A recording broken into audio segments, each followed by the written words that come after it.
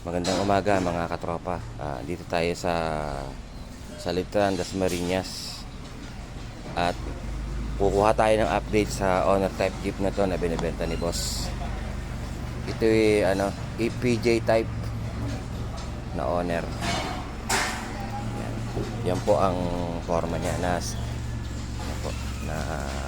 yan po ang upholstery niya. Puro stainless po ito. Yan, puro stainless mga katropa. Yan mga tropa, naka 17 siyang gulong. Makakapal pa ng mga gulong.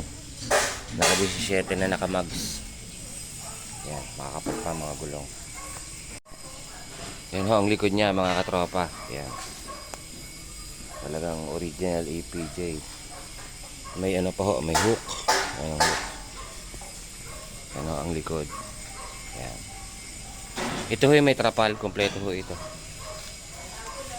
Yan ang EPJ type. Ang makina naman ho ito ay 240. Yan. 240 na lumang modelo. Yan. Yan po yung binibenta ni boss ng 280. Ito pong owner na to ay hindi nakarehistro, pero pag magkakasundo to kayo sa presyo ay paparehistro po ni bossing to.